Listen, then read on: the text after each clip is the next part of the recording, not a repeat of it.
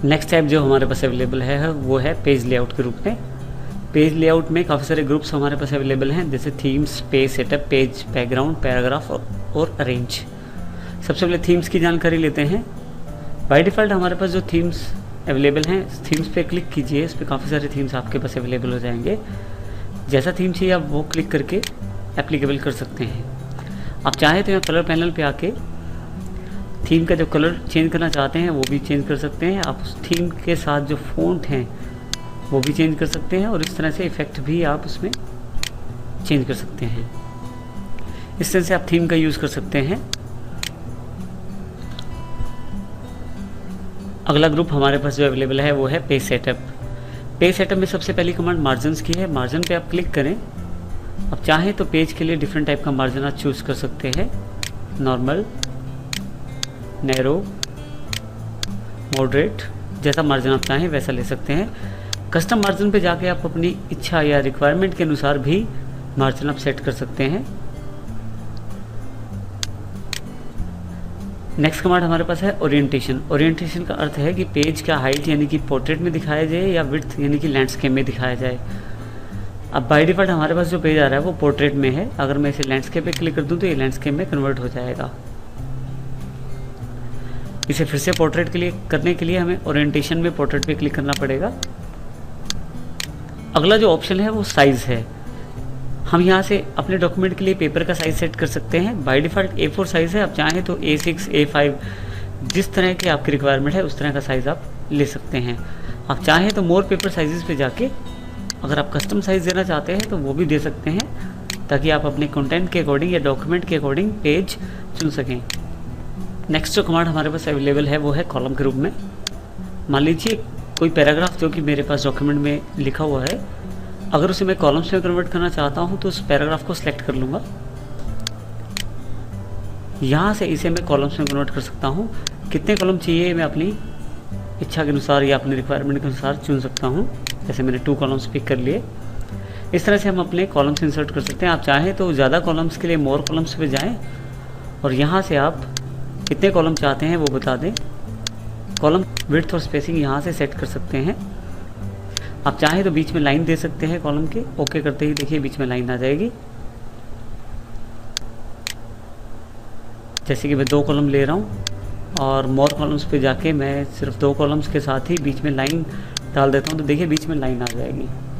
अगली कमांड जो हमारे पास अवेलेबल है वो बहुत ही महत्वपूर्ण कमांड है, ब्रेक्स। ब्रेक्स का उपयोग हम लोग अपने ही जो डॉक्यूमेंट है उसको विभिन्न भागों में बांटने के लिए कर सकते हैं। जैसे कि एक टेक्स्ट को 2 पेजेस में बांटने के लिए, या एक ही पेज में काफ़ी सारे सेक्शंस बनाने के लिए, ताकि हम अलग अलग तरह की सेटिंग कर सकें।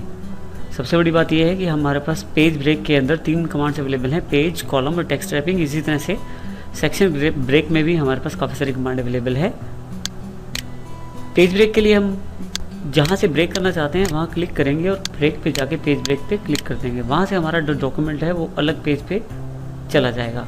यहाँ से हमारे पास पेज 2 भागों में विभाजित हो जाएगा। पिछले वाला टेक्स्ट जो था वो नए पुराने वाले पेज पे, और जो कर्सर के बाद वाला टेक्स्ट था वो नए वाले पेज पे चला जाएगा। मैंने अपने टेक्स्ट को अंडू कर लिया है, जिसके लिए आप Ctrl+Z का प्रयोग कर सकते हैं। नेक्स्ट सेक्शन में मान लीजिए हमें कॉलम ब्रेक देना है, तो मैं पहले अपने टेक्स्ट को सिलेक्ट करता हूँ, 2 कॉलम्स में से विभाजित करता हूँ। मान लीजिए अब कॉलम ब्रेक चाहिए मुझे, तो मैं जहाँ से कॉलम ब्रेक देना चाहता हूँ वहाँ पे क्लिक करूँगा।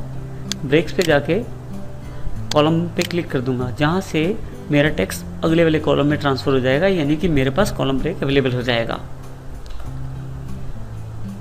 कई बार हमारे पास ऐसी आवश्यकता होती है कि हम एक ही डॉक्यूमेंट के अंदर अलग अलग तरह की फॉर्मेटिंग, अलग तरह का साइज़ या अलग तरह का मार्जिन सेट करना चाहते हैं, या अलग तरह का ओरिएंटेशन सेट करना चाहते हैं। इन सब चीज़ों के लिए हमारे पास सेक्शन ब्रेक्स अवेलेबल है। सबसे पहले हम लोग इसमें मैंने एक खास चीज़ ऑन कर दी है। आप होम पे जाएं और मार्क ऑप्शन ऑन कर लें, ताकि आपको सारे सेक्शन ब्रेक दिखाई दें। मार्क का सबसे बड़ा फ़ायदा यह है कि सभी सेक्शन ब्रेक या पेज ब्रेक को आपको दिखा देता है कहाँ आपने डाले थे। सेक्शन ब्रेक के लिए सबसे पहले आप माउस कर्सर क्लिक कर दें जहाँ से आप सेक्शन ब्रेक करना चाहते हैं। पेज लेआउट पे ब्रेक्स में आके सेक्शन ब्रेक, जैसे नेक्स्ट पेज के लिए, तो यहाँ से उसने सेक्शन ब्रेक कर दिया है जो कि अगले पेज पे चला गया है। इस पेज में जो सेक्शन ब्रेक है यहाँ से मैं इस पेज की सेटिंग अलग कर सकता हूँ। जैसे कि मुझे ओरिएंटेशन लैंडस्केप चाहिए, तो देखिए ये वाला जो पेज है ये लैंडस्केप है, पिछले वाला पेज जो है वो पोर्ट्रेट ही है। इसी तरह से मैं चाहूँ तो इसका मार्जिन भी अपने अकॉर्डिंग सेट कर सकता हूँ, जिसका पिछले वाले पेज पे कोई भी फ़र्क नहीं पड़ेगा। अब यहाँ पे ये बात ध्यान देनी ज़रूरी है कि ये जो पेज है जो लैंडस्केप में है, इससे अगले वाला पेज वो भी लैंडस्केप में है। मैं चाहता हूँ कि इस पेज को उस पेज की सेटिंग से अलग कर दिया जाए, तो मैं लास्ट में क्लिक करके फिर से ट्रैक्स पे जाके नेक्स्ट ट्रैक पे एक सेक्शन और डाल दूंगा, ताकि मैं इस पेज की सेटिंग पिछले वाले पेज से अलग कर सकूं। इस तरह से मैं सेक्शन ब्रेक का प्रयोग कर सकता हूं अपनी पेज को डिफरेंट पोर्ट ओरिएंटेशन या डिफरेंट तरह के मार्जिन या डिफरेंट तरह की सेटिंग्स देने के लिए। हमें एक बेनिफिट और है, अगर हम चाहें तो डिफरेंट तरह के हेडर फुटर डिफरेंट पेजेस पे अप्लाई कर सकते हैं। इसके लिए सबसे पहले मैं एक हेडर डालना चाहता हूँ इसमें। जैसे मैंने सिंगल हेडर डाला इसमें। अब हेडर के नीचे देखिए सेक्शन 1 लिखा आ रहा है, जिसका मतलब ये पहला हेडर है हमारा। यहाँ कुछ भी लिख सकते हैं, मैंने फर्स्ट हेडर टाइप किया है। अगर मैं ध्यान से देखूँ तो दूसरे वाले पेज और तीसरे वाले पेज पे भी फर्स्ट हेडर लिखा आ रहा है, लेकिन मैं इसे बदल सकता हूँ। लेकिन बदलने से पहले एक बात का ध्यान रखना ज़रूरी है कि ये जो फर्स्ट हेडर है, देखिए यहाँ पे ये जो पॉइंट शो कर रहा है सेम एज प्रीवियस, ये बता रहा है कि हमारा ये जो हेडर है ये लिंक है पिछले वाले पेज के हेडर के साथ। मैं चाहूँ तो इस लिंक को हटा सकता हूँ, मुझे करना सिर्फ इतना है, हेडर क्लिक करके लिंक टू प्रीवियस ऑफ कर देना है। देखिए यहाँ से सेम एज प्रीवियस हट गया, जिससे कि इस हेडर का पिछले वाले हेडर से लिंक अलग हो गया है। अब मैं चाहूँ तो कुछ अलग टेक्स्ट भी यहाँ दे सकता हूँ, जैसे कि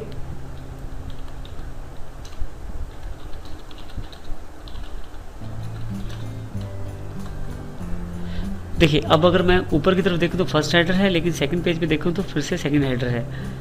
थर्ड पेज क्योंकि उसका फिर से लिंक जो है पिछले वाले पेज से, इसलिए इस पे सेकंड पेज का हेडर दिखा रहा है। इसको भी अलग कर सकता हूँ। यहाँ के लिए मुझे फिर से ये हेडर सेलेक्ट करना पड़ेगा, लिंक टू प्रीवियस हटाना पड़ेगा, और जो मैं चाहूँ यहाँ मैं लिख सकता हूँ, जिससे कि तीनों पेजेस पे डिफरेंट हेडर मैंने प्लेस कर दिए हैं। इस तरह से मैं सेक्शन जो है उसका प्रयोग कर सकता हूँ हेडर्स के लिए भी। सेक्शन का प्रयोग हम लोग कंटिन्यूस पेज के लिए भी कर सकते हैं, यानी कि एक ही पेज पे आप चाहें तो फॉर्मेटिंग या आप चाहें तो मार्जिन अलग कर सकते हैं। जैसे कंटिन्यूस पे मैंने क्लिक कर दिया तो यहाँ से सेक्शन ब्रेक कंटिन्यू हो गया है। अगर अब मैं चाहूँ तो जो मेरा ये सेक्शन है इसको सिलेक्ट करके मैं इसका मार्जिन अलग भी कर सकता हूँ, जो कि पिछले पेज से या जो पेज हमारे पास जो चल रहा है उस पेज से अलग है, क्योंकि ये एक ही पेज पे इसने दो पार्ट में पेज को डिवाइड कर दिया है सेक्शन ब्रेक के द्वारा, जिसमें पेज तो वही है लेकिन यहाँ से सेक्शन ब्रेक हो गया है, ताकि हम दूसरे वाले सेक्शन पे किसी भी तरह की टेक्स्ट फॉर्मेटिंग कर पाएँ। और आप चाहें तो इसमें फिर से मार्जिन अपने अकॉर्डिंग सेट कर सकते हैं, आप चाहें तो कॉलम प्रोवाइड कर सकते हैं। तो इसका फ़र्क पेज कंटिन्यू है उस पेज पे बिल्कुल नहीं फ़र्क पड़ेगा। इसके अलावा हमारे पास दो कमांड्स और अवेलेबल हैं, इवन पेज और ऑड पेज। हम चाहते हैं एक सेक्शन चले और जो अगले इवन पेज तक कंटिन्यू रहे तो हम इवन पेज पे क्लिक कर देंगे, और हम चाहते हैं कि सेक्शन चले और इस ऑड पेज के साथ अगले ऑड पेज पे अवेलेबल रहे, तो उसके लिए हम ऑड पेज पे क्लिक करेंगे। हम चाहें तो जो टेक्स्ट हमने लिखा है उसके आगे लाइन नंबर भी डाल सकते हैं। उसके लिए लाइन नंबर पे क्लिक करें, कॉन्टिन्यूस पे क्लिक कर दें। जैसे आप कॉन्टिन्यूस पे क्लिक करते हैं देखिए हमारे पास लाइन के हर लाइन के आगे एक नंबर अवेलेबल हो जाता है। लाइन नंबर अगर हम डाल दें तो यहाँ लाइन नंबर में हमारे पास काफ़ी सारे ऑप्शन अवेलेबल हैं। ध्यान से देखो तो लाइन नंबर 1 से चल के जैसे 27 यानी कि 27 तक जा रहा है, उसके बाद 28 से लेकर 35 तक जहाँ तक मेरी लाइन्स अवेलेबल हैं। अगर आप ध्यान दें तो काउंटिंग जो है वो कंटिन्यू है 27 के बाद 28। लेकिन अगर मैं चाहता हूँ कि ये काउंटिंग हर पेज से नई काउंटिंग शुरू हो जाए तो लाइन नंबर पे जाके आप रीस्टार्ट ईच पेज कर दीजिए, हर पेज पे आपकी काउंटिंग अलग अवेलेबल हो जाएगी। इस तरह से अगर आप सेक्शंस में बांट रखा है आपने पेजेस को और हर सेक्शन में आप काउंटिंग अलग चाहते हैं तो रीस्टार्ट ईच सेक्शन कर दीजिए, ताकि हर सेक्शन में आपकी काउंटिंग अलग हो जाए। अभी हमने कोई सेक्शन नहीं बांटा, इसलिए किसी भी तरह की सेक्शन की काउंटिंग अलग नहीं हुई है। इस तरह से हम इन काउंटिंग का प्रयोग कर सकते हैं। अब नल पहला ऑप्शन प्रयोग करेंगे तो लाइन नंबर ये हटा देगा। पेज सेटअप ग्रुप के अंदर जो लास्ट कमांड हमारे पास अवेलेबल है वो है हाइफनेशन। हाइफनेशन में आप वर्ड जो कि दो अगर लाइन में पूरा अगर वर्ड नहीं आ पा रहा है तो वो दो पार्ट्स में विभाजित हो जाएगा हाइफन का साइन लगा के। इसको प्रयोग करने के 2 तरीके हैं, आप चाहें तो ऑटोमेटिक या मैनुअल कर सकते हैं। अगर आप ऑटोमेटिक करते हैं तो मान लीजिए जैसे मेरे पास ये लाइन लिखी हुई है जिसमें विच और स्पेस के साथ कंटेन द कमांड लिखा हुआ है। अगर मैं यहाँ कोई वर्ड डालना चाहूँ, जैसे कि विल वर्ड का यूज़ करना चाहता हूँ, तो देखिए उसने ऑटोमेटिकली कंटेन के वर्ड के साथ हाइफन सेट कर दिया है। और ये तो हमारे पास हुई ऑटोमेटिक हाइफनेशन। अगर आप मैनुअल हाइफनेशन चाहते हैं तो मैनुअल पे क्लिक कीजिए, जहाँ जहाँ इसे लगेगा कि हाइफनेशन होनी ज़रूरी है उस तरह के वर्ड ये सिलेक्ट कर लेगा। आप येस कर दें तो उसको इसने हाइफनेट कर दिया वर्ड को, फिर से येस करते हैं, फिर से हाइफनेट। तो जहाँ जहाँ इसे लगेगा वर्ड हाइफनेट करने चाहिए वहाँ से हाइफनेट आपसे करवाएगा, और जितने वर्ड आपके हाइफनेट हो सकते हैं सारे हाइफनेट खुद कर देगा। हाइफनेशन कंप्लीट होते ही आपको मैसेज आएगा हाइफनेशन इज़ कंप्लीट। तो इस तरह से हाइफनेशन का प्रयोग कर सकते हैं आप अपने डॉक्यूमेंट में।